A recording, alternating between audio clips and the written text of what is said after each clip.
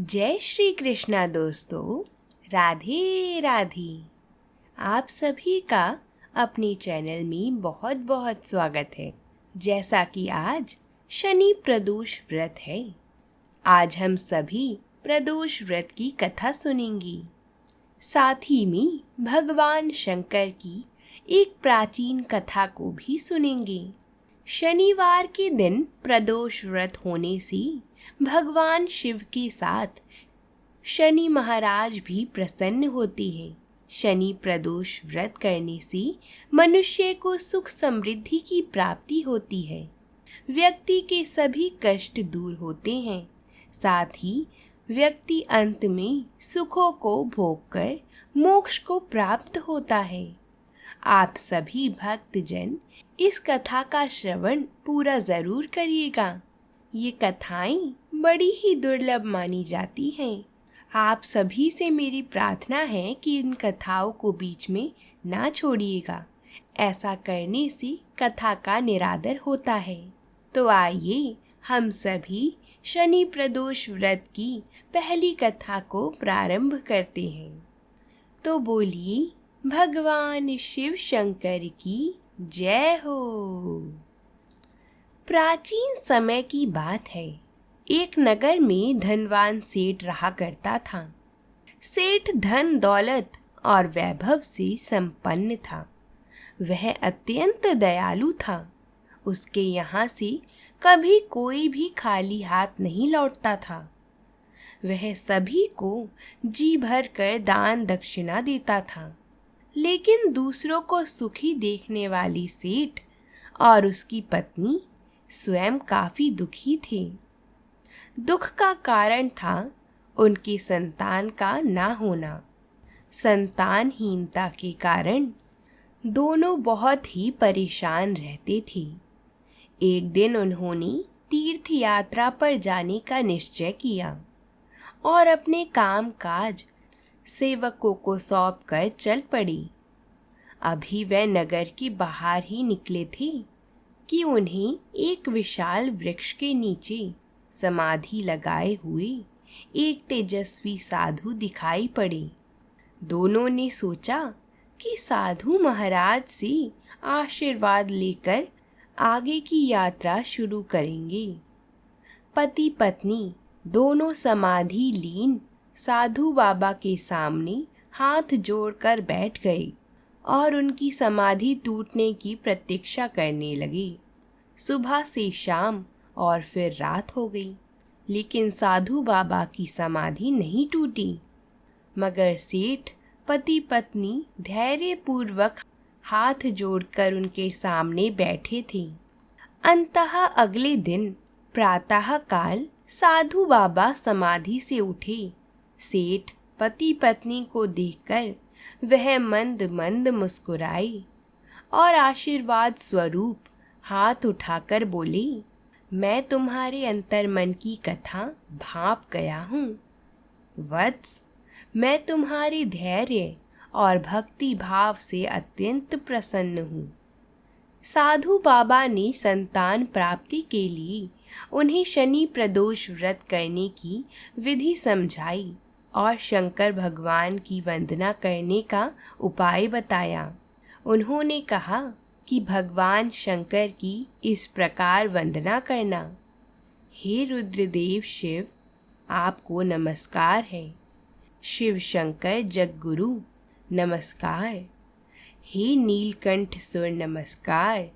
शशि मोली चंद्र सुख नमस्कार। हे उमाकांत सुधी नमस्कार। उग्रत्व रूप मन नमस्कार। ईशान ईश प्रभु नमस्कार। विश्वेश्वर प्रभु शिव नमस्कार। तीर्थ यात्रा के बाद दोनों वापस घर लौटे और नियम पूर्वक शनि प्रदोष व्रत करने लगे। कालांतर में सेठ की पत्नी ने एक सुंदर पुत्र को जन्म दिया।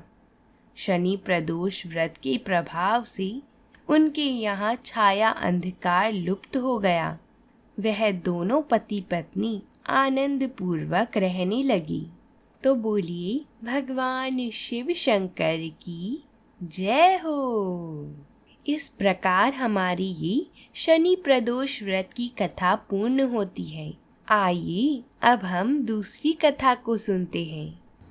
प्राचीन समय में एक नगर में भगवान शिव का एक भव्य मंदिर था, जहाँ वर्ष भर दूर दूर से भक्तजन शिव जी के दर्शन के लिए आया करते थे। श्रावण का महीना था।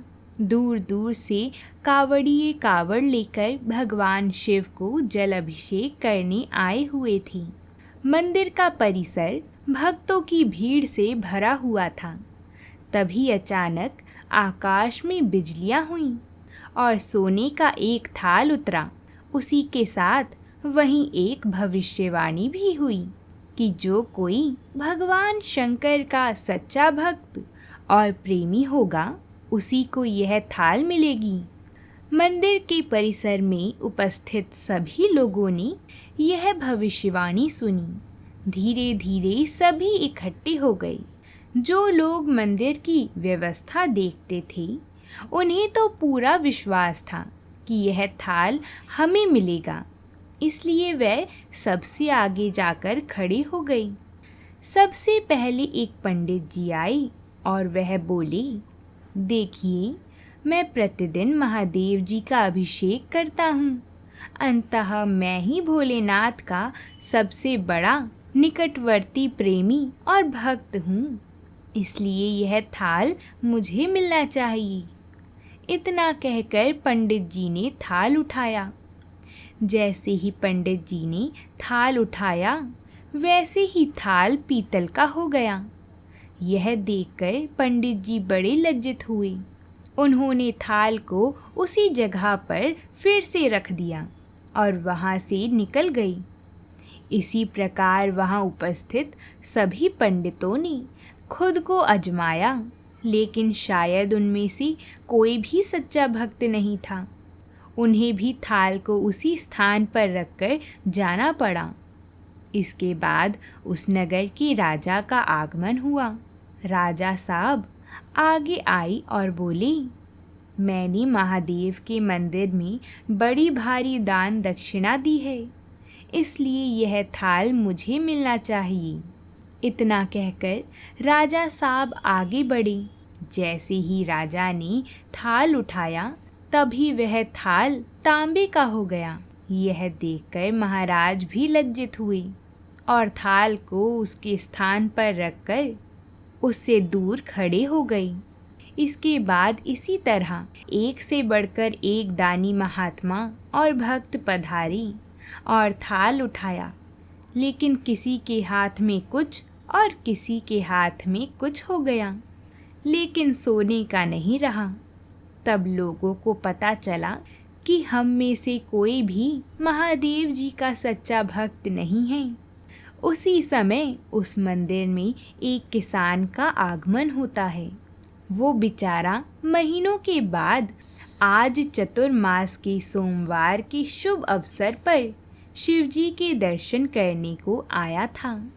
गरीबी और गृहस्थी के बोझ तले दबा दिन रात खेतों में मेहनत और मजदूरी करके अपना और अपने परिवार का गुजारा करता था। अभी रास्ते में आ ही रहा था कि कोई भिखारी उसे मिल गया और कुछ खाने को मांगने लगा। तभी इस किसान को दया आ गई। अपने खाने के लिए जो खाना उसने लाया था, वो उस भिखारी को दे दिया। थाल के बारे में इसने भी सुना था, लेकिन इसने उस और कोई ध्यान नहीं दिया। सीधा वह मंदिर में गया और महादेव जी का पूजन करके बाहर आ गया। परिक्रमा करके जाने को हुआ, तभी पीछे से एक व्यक्ति बोला, भाई, तुम भी थाल को उठाकर देख लो, हो सकता है तुम ही वह सच्चे भक्त हो जिसके लिए यह थाल आया है। किसान को लगा वह व्यक्ति उसका मजाक बना रहा है। किसान ने हंसते हुए कहा, भाई, मैं तो कभी कोई पूजा पाठ भी नहीं करता। महीनों में एक आध बार ही मंदिर आ पाता हूँ। मैं काय का सच्चा भक्त। वह अजनबी बोला, भाई, हम तो देख चुके हैं। हमारी भक्ति तो 2 कौड़ी की भी नहीं है। अब तुम भी अपना हाथ लगाकर देख लो। सोने का थाल मिले ना मिले, किंतु पता चल जाएगा कि तुम्हारी भक्ति में कितनी सच्चाई है। लोगों के बहुत आग्रह करने पर आखिरकार उस भोले भाले किसान ने जैसे ही उसने थाल को उठाया, लोगों के आश्चर्य का ठिकाना नहीं रहा। वह सोने का थाल रोशनी से चमचमाने लगा। यह देखकर सभी लोग उसकी जय जयकार लगाने लगे और पूछने लगे कि भाई, तुम ही सच्चे भक्त हो। अब हमें भी बता दो कि कैसे भक्ति करते हो जिससे महादेव जी तुमसे इतने प्रसन्न हैं। इस पर किसान बोला, भाई, मैं कोई भक्ति नहीं करता। मैं केवल दिन भर खेतों में काम करता हूँ और थोड़ा समय निकालकर ज़रूरतमंद लोगों की मदद करता हूँ। इसके अलावा मैं कोई विशेष कार्य नहीं करता। लोग पूछने लगे, तुम लोगों की मदद क्यों करते हो? तब हंसते हुए किसान बोला, सुकून। दूसरों के चेहरे पर मुस्कान देखकर मुझे जो आनंद और खुशी होती है, उसे मैं शब्दों में बयां नहीं कर सकता। शायद यही कारण है कि महादेव जी मुझसे खुश हैं। इसलिए हमेशा याद रखें, सत्कर्म का आरंभ भी आनंद से होता है और अंत भी आनंददायक होता है। दुष्कर्म का आरंभ भी दुख से होता है और अंत भी दुखदायक होता है। आप सैकड़ों मील की यात्रा करके भी दूसरों का दिल दुखाते हैं तो आपकी वह तपस्या, साधना और महादेव जी का दर्शन धूल के बराबर हो जाता है। बोलिए भगवान शंकर की जय। आप सभी को अगर ये कथा पसंद आई हो तो वीडियो को लाइक और कमेंट बॉक्स में हर हर महादेव ज़रूर लिख कर जाएं, ताकि भगवान शंकर की कृपा हम सभी पर बनी रहे। साथ ही हमारे चैनल को सब्सक्राइब ज़रूर करें। हम आप सभी के लिए ऐसी ही कथाएं रोज़ लाते रहते हैं। प्रेम से बोलिए जय श्री कृष्णा।